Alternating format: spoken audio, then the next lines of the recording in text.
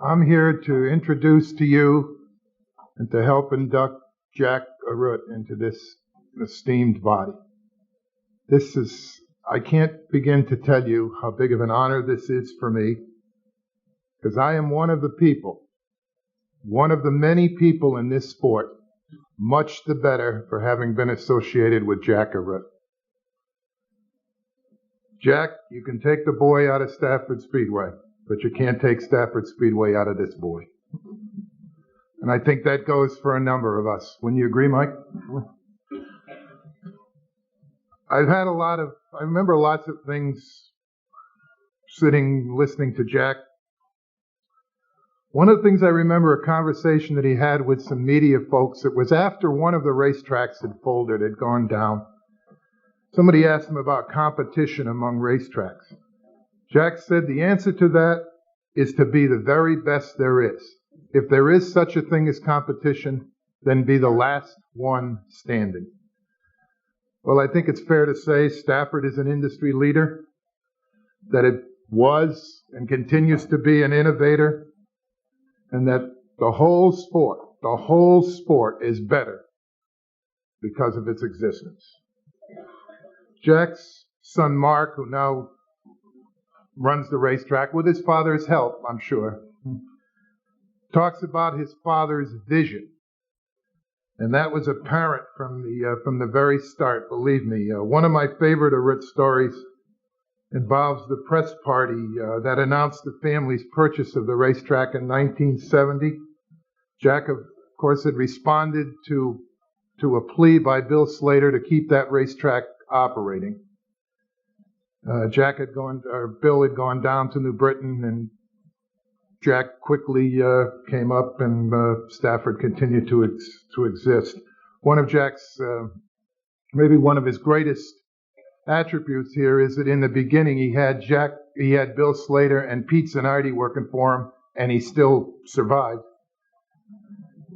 Anyway, that press party was really classy, and we were all sitting around with after dinner drinks. I remember someone saying, I'm sure in jest, "What, Jack, no cigars?" Well, I'll be damned if Jack didn't send out to get cigars. So from the very, very start, he brought something special to modified racing. And his unabashed courting of the media has paid unbelievable dividends. Now, I'm here to tell you I'm jaundiced in this. I have a prejudiced view, but I think it may be his biggest contribution, because he brought a legitimacy to this sport that the media just bought almost immediately. And a couple years ago, Jack Arute won the Gold Key from the Connecticut Sports Writers Alliance, which sort of puts him into the Connecticut Sports Hall of Fame. He was the first guy in that organization's 50-plus years of history to win a Gold Key. So he's continuing to knock down hurdles for us. If Mark likes the word vision, I think I like the word passion. There is, for instance, in that man a passion for all things Indianapolis. There is a passion for big band music. But the modifieds have always been and continue to be number one. He brought that with him to Stafford, of course. His association goes all the way back to the sand at Daytona. And the first race that he actually promoted, he co-owned, he had half of the car that won it. The G and A14, of course, the A was Arute, the G was Garuti, and that team was dominant for a number of years in our sport. The second year, Jack directed a complete facelift for Stafford. So maybe the word commitment belongs here as well. He told the world Stafford was here to stay. And when he did that, he said modifieds are here to stay. Remember one year at Daytona, and Bill Slater, I'm sure you can remember this. It was the year the song "Everything is Beautiful," that song. Well, he dispatched us to get "Modifieds are Beautiful" painted on the pace car. Remember that? Yeah. He wore his hat on his sleeve, or wore his heart on his sleeve. So the words love and loyalty, I guess, belong here too. And I'm here to tell you that loyalty was infectious. I mean, sometimes it was kind of a go-to-war thing. That's how if you were part of Jack's group, you just got really caught up in that loyalty. But let me tell you, this is a Hall of Fame induction. We're not making a saint here. Thank heaven. Let me tell you, I'm here to tell you, this guy can get mad. He can get mad. And he can be noisy. And he is sometimes intolerably stubborn. And the man is not into debate. He missed that class somewhere. He can dig his heels in pretty deep. But because of it, we had the Pinto Revolution. Did Jack go to war for that Judkins 2X?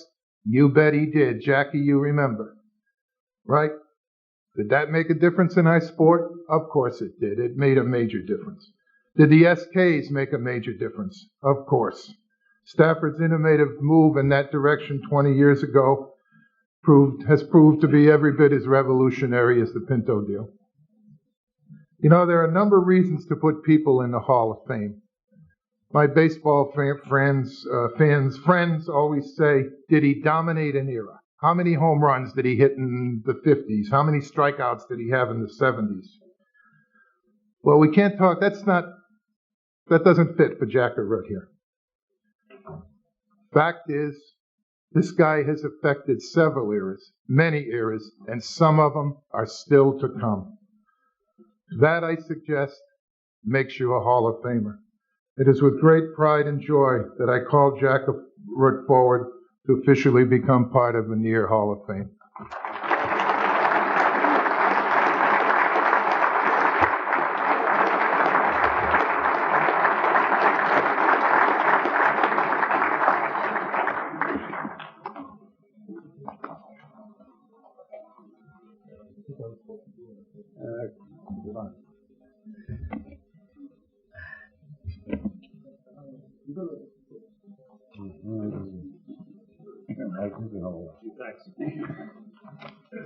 Wow. Wish I knew this guy he's talking about. You know, I said to Bones earlier, I didn't know if I was going to get through this tonight. And he said, well, just pretend you got a driver's meeting and you're ticked off at everybody. So that's what we'll try. Pete, thanks for all the nice things you said. Hope you meant them. I don't know how many people know that Pete was our first media coordinator. That's a fancy word. We didn't know what the hell media coordinator was 30 years ago. It meant get the press out to a party. And one of his first assignments was a press party at Valley Steakhouse in Hartford, Connecticut. That was about 31 years ago. I remember it like it was yesterday. The excitement and the enthusiasm that was out in that room was, you just couldn't believe it. We were all pretty young at the time, Pete, Bill Slater, Jackie, myself. And we were just filled with ideas and things we wanted to try and how to run a racetrack. I'm happy to say we saw most of our dreams come true. First off, I want to congratulate the members of NEAR on the great job they do in preserving the history of our beloved sport.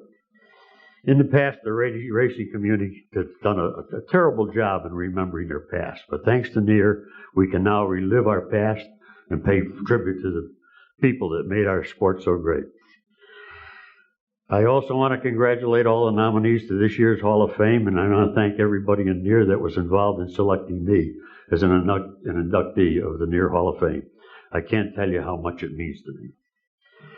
As far back as I can remember, I loved automobiles and auto racing.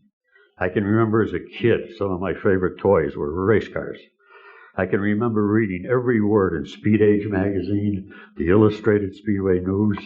I would read everything I could get my hands on about auto racing and cars.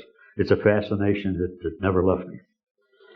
I can remember the names of all the racetracks that I would dream about seeing. There were a lot of them that I did get to see, but there were so many that I never got to. I always wanted to be involved in the sport at some level. I wasn't talented enough to build or run a race car, and I couldn't drive because of my back.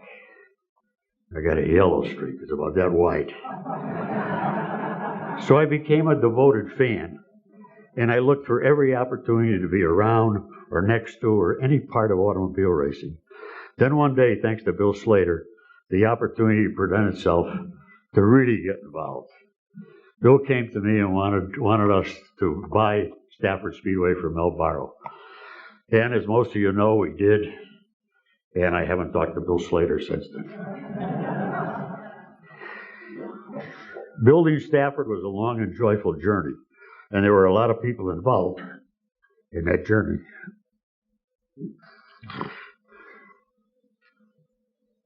This is when I look around today and I see these faces, it's tough. It's really tough. I can remember so many different times and different things and all the people that were involved. I could tell you story after story about half of you guys that are sitting here right now. But just picture the beginning. Pete Zanardi, Bill Slater, and Jackie telling me, a thick-headed Italian, how to run a racetrack. They were a handful, but it was their enthusiasm and dedication that got Stafford off and running. With a team like that, I couldn't fail. I feel just as confident today about the future of Stafford.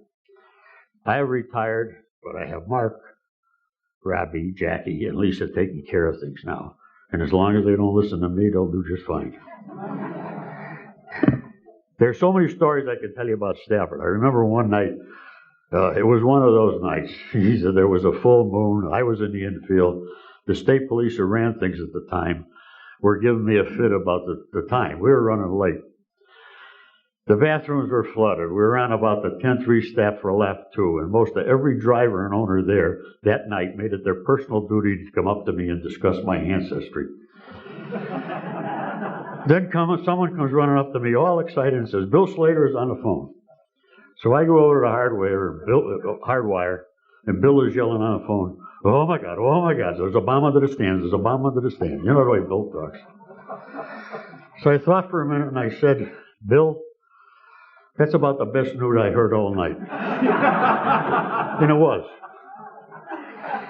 I also remember another night. I was in the office after a very controversial finish.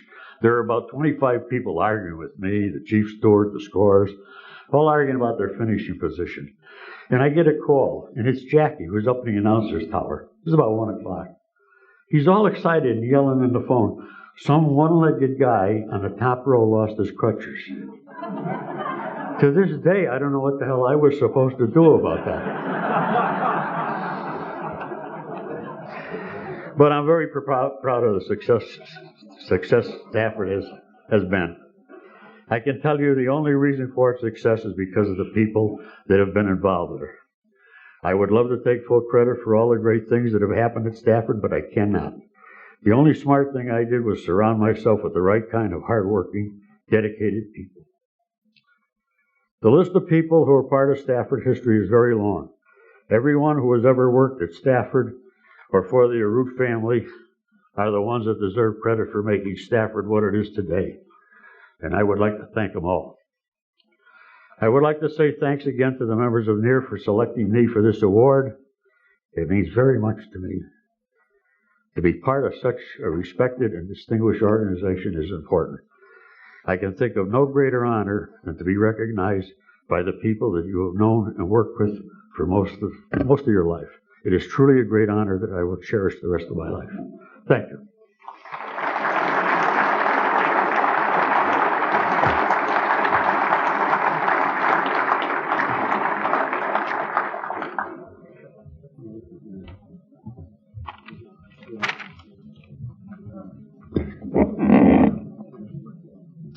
That'll be a big deal here. Here, David? Wait a minute, I belong on the left with Jack the right. I got it. I feel like I brought up some kid there. Hold on.